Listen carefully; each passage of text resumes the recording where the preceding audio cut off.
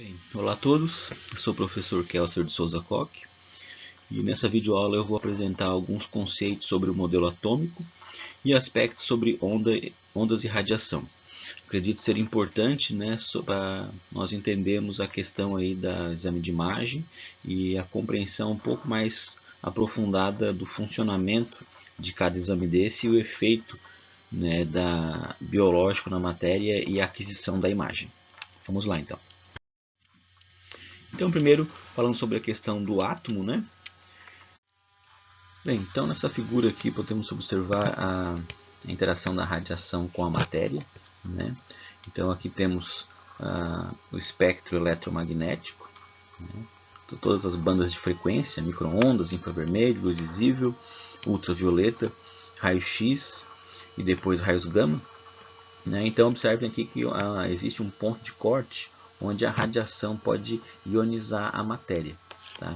Então vejam que o micro-ondas ele provoca uma rotação molecular, o infravermelho faz uma vibração molecular, a luz visível e ultravioleta provocam uma transição nas camadas eletrônicas e justamente o raio-x e depois o raios gama provoca esse efeito de fotoionização.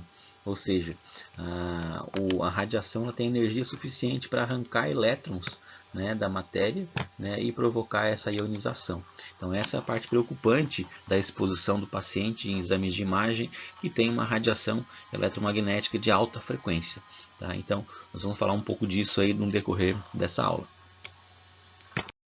Nessa figura então podemos observar a radiação eletromagnética, né, e seu espectro. Então pontuando essa questão aqui da radiação não ionizante, né, e a radiação ionizante, nós temos aqui um espectro, né, de frequência onde a radiação eletromagnética não ioniza a matéria, ou seja, não arranca elétrons, não tem um efeito aí, prejudicial para o nosso organismo. Então alguns exames aqui, como ressonância magnética, que está na banda de frequência do rádio, ou até mesmo aqui a termografia, né, são radiações que não ionizam a matéria.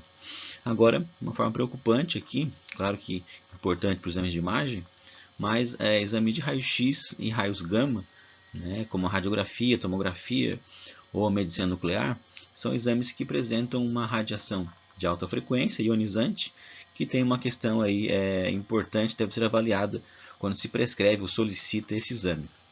Então, chamando a atenção em dois pontos aqui da radiação eletromagnética, a frequência, onde a frequência aqui ela aumenta nesse sentido, né? Então a radiação vai ficando muito alta nesse sentido, né, de alta frequência, e pelo contrário, aqui o comprimento de onda ele aumenta nesse sentido, né? Então a gente vê que uma radiação de alta frequência ela possui um pequeno comprimento de onda, ou seja, a onda ela é muito pequena aqui e por isso ela interage, né, de uma forma aí de ionização com a matéria. Bem, então, com relação aos átomos, né, nós sabemos que a matéria é formada por átomos, mas a compreensão mais refinada desse modelo atômico ainda não é precisa, não é totalmente precisa, mas o que nós temos é basicamente esse modelo aqui, né, que é um pouco mais fácil de ser compreendido. Então, lá no núcleo, nós temos a maior parte do átomo, onde existem prótons e nêutrons, e na eletrosfera nós temos justamente elétrons, né, que não estão simplesmente rodando ou girando ao redor desse átomo, mas eles estão numa nuvem eletrônica. Né? Nós conseguimos classificar isso em níveis eletrônicos, né, em eletrosfera, em camadas de energia, e existe uma evolução dessa compreensão do átomo, né, e do modelo atômico que a gente vai falar um pouquinho agora. Nessa evolução do modelo atômico, então nós temos o primeiro modelo lá no século IV a.C., o modelo de Demócrito, né, um modelo hipotético, onde o átomo, né, era o não divisível. Então Demócrito imaginou que existia algo que pudesse ser dividido até um ponto finito, né, que seria a menor partícula indivisível. Claro que esse era um modelo hipotético, né, não conseguiu ser provado, não existia experiências na época para isso. Então era um modelo aí que ia contra até o modelo, né, de mundo da época, que seria o modelo dos 4 elementos, né, terra, fogo, água e ar. E essa visão de mundo desses 4 elementos ela durou mais de 2.000 anos, né, 2.200 anos, até o primeiro modelo científico, experimental, né, no século aí 19, o modelo de Dalton, né, ser concebido. Então, através de experimentos de químicos, o Dalton ele propôs esse modelo, né, de bola de bilhar, que seria um modelo onde o átomo seria eterno, compacto, indivisível e maciço, né, através de experimentos. Então ele hipotetizou um átomo dessa forma. 100 anos depois, Thomson, através de experimentos aí com raios catódicos, né, entendendo um pouco a carga elétrica dos materiais, ele propôs um átomo neutro, onde ele seria um pudim de passas, né? Então, um pudim de passas com uma carga positiva no seu, né, na parte mais mole e com elétrons incrustado aí nesse pudim. Então, ele seria um átomo neutro, mas composto por cargas positivas e negativas.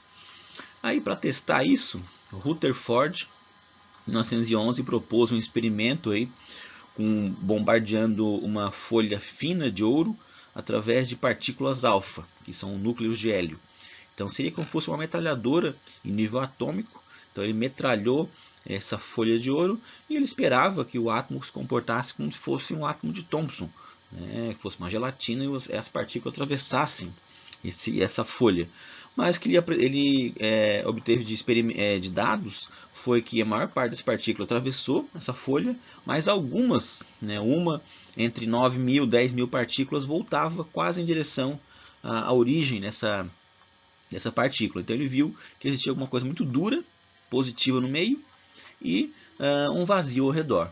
Né? Então ele propôs esse modelo aqui planetário, né, do átomo. Só que ele era inconsistente, porque se fosse uma carga positiva no meio, né, e negativa ao redor, né, o que iria acontecer? Uma atração eletrostática e teoricamente esse átomo ele era instável. Então é difícil comprovar teoricamente esse modelo do Rutherford. Logo depois, o Bohr, né, um físico teórico, ele propôs o primeiro modelo mecânico quântico, né, aí hipotetizando órbitas estacionárias, né, para poder explicar esses níveis de energia e essa instabilidade do átomo. E logo depois, aí, modelo de orbitais de nuvem eletrônica, o modelo de Schrödinger, que é o modelo mais aceito atualmente com níveis de energia, né, que consegue explicar aí a grande parte da mecânica quântica que nós temos hoje. Vou mostrar um pouquinho disso aqui através de uma simulação. Então, nessa simulação, a gente consegue então mostrar como se fosse o experimento, né, e a predição desse experimento, certo? Então, aqui a gente consegue ligar esse canhão de partículas, né? Então, imagina aqui que são fótons de várias energias, e cada cor representa uma banda de frequência, uma banda de energia.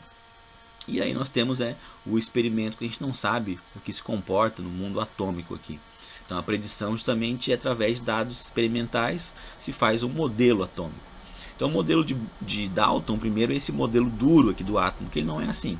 A gente sabe que a radiação atravessa a matéria. O modelo do Thomson, que é esse modelo de pudim de passas, né? No caso aqui do hidrogênio, então um elétron só, ele ficaria quicando aqui, né? A gente sabe também que o átomo não se comporta dessa forma, né?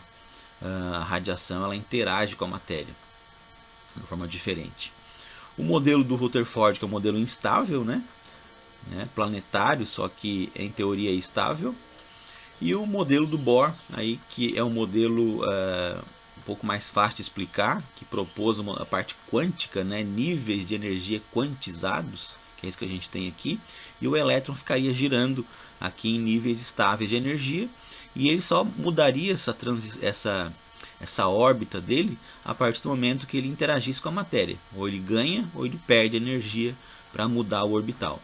Então, mostrando de forma lenta, um pouco mais fácil de perceber isso, né? O elétron está girando nesse orbital e ele vai ganhar ou perder energia para fazer a transição. Então, para ele saltar para outro nível orbital, ele teria que absorver a energia de um fóton, por exemplo, que tivesse energia suficiente para isso. Então, esse fóton vai interagir e ele saltou para um nível mais superior.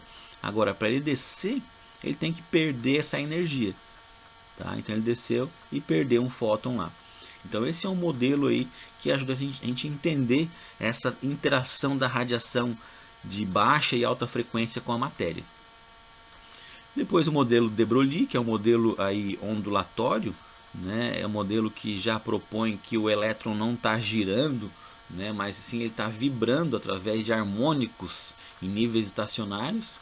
Tá? E esse modelo ajudou a compreender essa questão aí da vibração e da energia também do elétron em certos níveis. E depois nós temos o outro modelo, que é o modelo mais refinado, o modelo de Schrödinger, que o elétron na verdade não está girando, ele está em probabilidade em certos estados, e aí a gente tem uma nuvem eletrônica, e essa nuvem ela interage com radiação, e ao invés de o elétron simplesmente pular níveis, ele vai estar vibrando em algumas posições específicas. Tá? Então aqui a gente tem os orbitais S, P, D, F, né, de cada nível quântico, né, que corresponde a um estado de energia. Tá? Então aqui é o modelo mais refinado do átomo.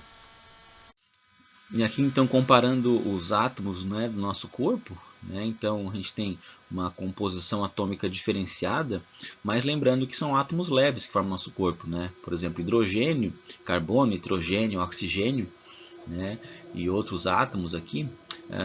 E vejam que átomos duros, por exemplo, átomos mais pesados como o cálcio e o fósforo, né, que formam o nosso osso, né, são materiais, são átomos mais duros e a radiação tem mais dificuldade de penetrar esses átomos. E interessante também mostrar aqui o chumbo, né, que é um material muito pesado e é interessante para proteção radiológica, né? Por isso que ele é utilizado para isso, porque ele é um átomo formado por vários prótons, vários nêutrons e vários elétrons. Ele forma uma barreira grande para a radiação. Nós vamos falar um pouco disso mais à frente. E aí também lembrando a representação de um elemento químico, né? Então nós temos aqui o elemento químico, né? O X, o número de massa dele, que seria prótons mais nêutrons, o número de prótons, que seria o número atômico, e aqui o número de nêutrons. Né? Então quando a gente fala de um átomo pesado, a gente está falando aí, né, um átomo que tem um número de massa grande, né, um átomo mais pesado. E aí representando o carbono, né, carbono 12, nós temos aqui o carbono 12, ele possui então 6 prótons, né, e 6 nêutrons, por isso, né, que ele é carbono 12, e possui 6 elétrons. Tá? Então essa aqui seria uma representação de um elemento químico. Então na simulação nós conseguimos representar aqui um átomo e um elemento químico, né? Então compondo prótons, nêutrons e elétrons. Então vejam aqui, né, o hidrogênio, hidrogênio 1, basicamente ele é um próton e um elétron. Então nós temos aqui o número atômico dele e aqui o número de massa. A gente pode ver também se ele é estável ou instável, né? Vamos mostrar um pouquinho o que significa essa estabilidade, né? Então, hidrogênio 1. Mas também ele tem um isótopo, que é o hidrogênio 2, que é o deutério. Né? Então, o mesmo número atômico, ele é o hidrogênio, mas também com número de massa diferente, né? Que a gente pode dizer que é o isótopo do hidrogênio. E temos outro também, que é o trítio, né? O hidrogênio 3, né? Isótopo, né, do hidrogênio, o mesmo número atômico, mesmo elemento químico, mas ele no núcleo dele ele é diferente. Quimicamente ele é igual, porque ele tem um elétron só, ele faz as mesmas reações químicas, mas ele é instável. Vejam que ele é um isótopo do hidrogênio, mas ele tem uma instabilidade no núcleo dele. Né? Essa composição de força entre nêutrons e prótons faz com que ele seja instável e a gente chama isso de um radioisótopo do hidrogênio. Né? Então, o trítio ele é um radioisótopo, ou seja, um isótopo radioativo do hidrogênio, porque justamente ele tem uma instabilidade nuclear. Okay? E aí mostrando um outro elemento químico importante para a gente, que é o carbono. Né? O carbono seria 6 prótons.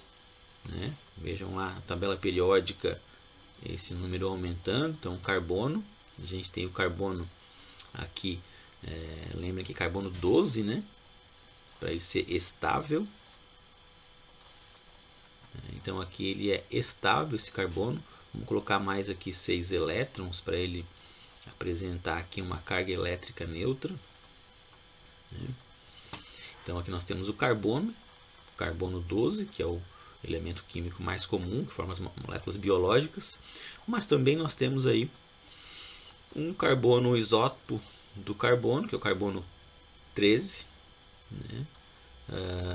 Que ele, quimicamente ele é igual, forma as mesmas moléculas, mas ele tem uma quantidade diferente de partículas no núcleo. E aí temos também o carbono 14, que ele é instável, né? O carbono 14 ele é um radioisótopo do carbono e ele é importante aí para datação de fósseis através do decaimento radioativo aqui desse tipo de átomo. Tá? Então se consegue fazer datação de fósseis sabendo que a quantidade de carbono 14 em toda a nossa atmosfera em seres biológicos ela é similar, e quando algum animal ou algum ser vivo morre, ele acaba não ingerindo mais o carbono e passa a ter menos carbono 14. Tá? Também, então se consegue, através da meia-vida desse carbono 14, estimar o tempo que esse animal ou ser vivo morreu. Nós vamos falar um pouco disso mais posteriormente. Ok, então, agora falando um pouco sobre a questão da ondulatória, relembrando alguns conceitos também. Vamos lá. Então, aí a questão das características das ondas, né? Então, onda é uma perturbação periódica em um meio, né? Então, tudo que tiver estímulo periódico a gente pode caracterizar através de uma onda, né? Então, desde ondas no mar, ondas num instrumento de cordas, ondas da radiação eletromagnética, ondas de pressão, como o som, enfim. Você pode escrever isso como uma onda. Então, lembrando que nós temos tipos, né, uma classificação disso, pela forma de vibração e pela natureza. Então, ela pode ser longitudinal ou transversal, né, dependendo da forma de vibração. Vamos explicar no próximo slide. E também pela natureza, sendo mecânica ou eletromagnética. Então, a priori, os físicos concebiam todas as ondas como mecânica, né, porque precisaria de um meio para se propagar, para vibrar uma onda. Só que no começo do século XX, né, se fez um experimento para identificar a questão do éter no ar, o éter luminífero, para mostrar que a radiação, né, do Sol eletromagnética precisaria de um meio para se propagar, como se fosse o éter. Mas não conseguiu se provar isso. Então a radiação eletromagnética ela é um ente, né, diferente, ou seja, ela não precisa de um meio para se propagar, se propaga no vácuo, né, até o que a gente conhece agora. Então são dois tipos de natureza das ondas. E aí mostrando, né, o tipo de ondas, né, da classificação dela. Isso aqui tem uma onda transversal. Então uma onda que a vibração dela num sentido e a propagação é no outro, ou seja, perpendicular. Tá? Então isso aqui é uma onda transversal. E aqui nós temos uma onda longitudinal, onde a vibração no mesmo sentido, né, da mesma direção da propagação dela. Então isso aqui seria uma onda longitudinal. As ondas sonoras, dessa forma, né, então a gente tem ondas de pressão, né, que vibram, né, na mesma direção, e a gente tem aí pressão, né, e rarefação em certos pontos que mostra isso, né, uma onda mecânica, e o exemplo mais claro que a gente tem é uma onda sonora. E aí a gente consegue observar esse movimento, essa onda sonora, né, essa vibração aqui, né, longitudinal, ondas de pressão e rarefação. E ondas eletromagnéticas são ondas aí que se propagam, né, numa direção, a vibração numa direção e a propagação no sentido perpendicular a essa vibração. Então a gente tem o campo eletromagnético vibrando aqui, né, e é claro que aqui uma onda plana ela se propaga em todas as direções. Tá? E a gente pode definir alguns conceitos de ondas através de alguns princípios. Depois nós vamos falar um pouquinho sobre isso. Aqui mostrando então essa radiação, essa onda eletromagnética, ou radiação eletromagnética, através do seu espectro, né, ondas de rádio, micro-ondas, infravermelho, luz visível, ultravioleta, raio-x e raios gama, né, mostrando o seu tamanho da onda, o comprimento de onda. Né? Então vejam que existe a natureza é a mesma, eletromagnética, só que o tamanho dela e a vibração são diferentes. De forma geral, então, podemos descrever uma onda através de algumas características. Né? Aqui eu tenho um padrão senoidal, né? Um padrão de uma onda, né? Que é uma senoide, uma cossenoide. E aí temos alguns dados aqui, como a amplitude, que é o ponto máximo da crista ou do vale. Né? Tem a ver com a intensidade dessa onda. E o comprimento de onda, que é o tamanho, né? A partir do momento que ela se repete. Então, ela iniciou aqui, ela passa a se repetir aqui de novo. Né? Então, isso aqui a gente chama de comprimento de onda pela letra grega lambda. Vou mostrar um pouco disso numa simulação a seguir. Então, aqui na simulação, né, sobre ondas, a gente consegue observar essa questão ondulatória. Então, vejo que nós temos aqui um oscilador, né, que tem uma frequência específica. Eu posso aumentar essa frequência, né, fazer ele girar mais rápido. Então, vejo quando eu giro, ele gira mais rápido, a onda possui um menor comprimento de onda. Né? Então, é inversamente proporcional. E se eu reduzir a frequência de vibração dele, né, essa vibração faz com que a onda tenha um tamanho grande, né, um comprimento de onda grande. Isso tem a ver, né, a gente pode até contextualizar, exemplificar com a questão eletromagnética em termos de vibração, né, do átomo. Né, ele é muito pequeno, ele vibra muito rápido e o tamanho de onda é muito pequeno. E no caso de uma onda de rádio, por exemplo, né, uma antena vibrando, né, ela acaba tendo uma oscilação maior, um maior comprimento de onda. E isso tem a ver com a interação com a matéria também. Né? Então esse entendimento é importante. Né? Uma maior frequência tem menor tamanho de onda, e uma menor frequência tem um maior tamanho da onda, maior comprimento de onda. Okay? E a amplitude tem a ver com o tamanho dela. Né? Então eu posso ter uma onda aqui com uma intensidade menor, né? Ou uma intensidade maior. Né? Tem a ver com a amplitude. Mas para a gente, nesse momento, o importante é entender esse conceito aqui da frequência. Né? Menor frequência, maior tamanho da onda, maior comprimento de onda. E maior frequência, menor comprimento de onda. E aqui temos as equações, né, da ondulatória que eu gostaria de frisar para vocês. Então, aqui nós temos as relações da frequência e período, né, que são inversos.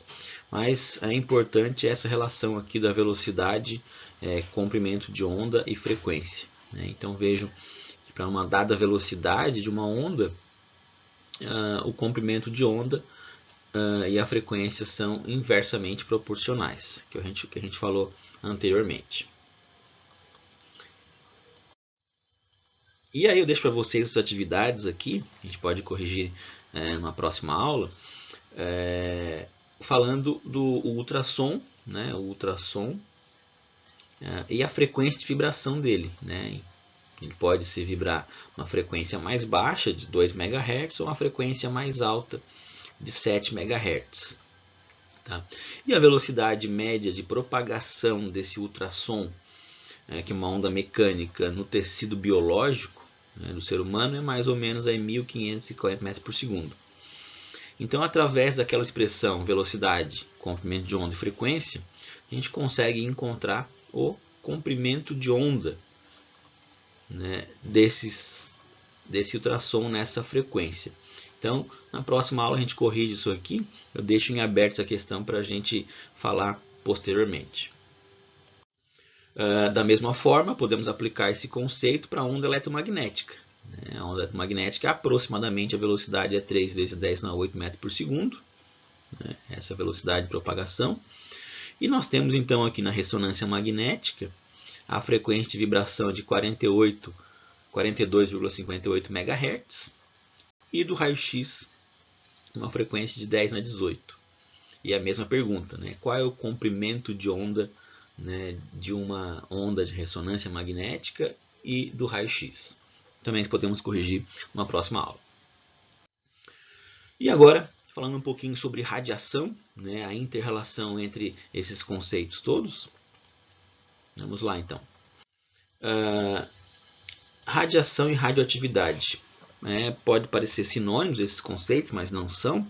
A gente pode dizer que radiação ela é mais genérica, né? Então seria a transmissão de energia de um sistema para o outro através de ondas ou partículas, né? Então a gente pode falar de radiação gama, radiação X, radiação ultravioleta ou radiação sonora. Então a transmissão de energia ou ondas ou partículas a gente pode chamar de radiação como um termo genérico. Agora, radioatividade ele é um termo específico, né, do núcleo atômico, né? Então a gente está falando de uma desintegração, né? Então o núcleo instável, aquilo que a gente falou antes naquela simulação, seria um processo radioativo, né, onde através, né, dessa instabilidade o núcleo vai emitir partículas, né, de radiação de forma geral, né, para poder se estabilizar. Então, a radioatividade é um processo nuclear, de instabilidade nuclear. Sempre isso. E aí, mostrando um pouco disso, né, que a gente já adiantou naquela simulação, nós temos núcleos, né, que são estáveis, né, que tem uma composição de prótons e nêutrons aqui, que deixa esse núcleo estável. Mas também temos núcleos instáveis, né, que tem excesso de energia, tem um desbalanço energético.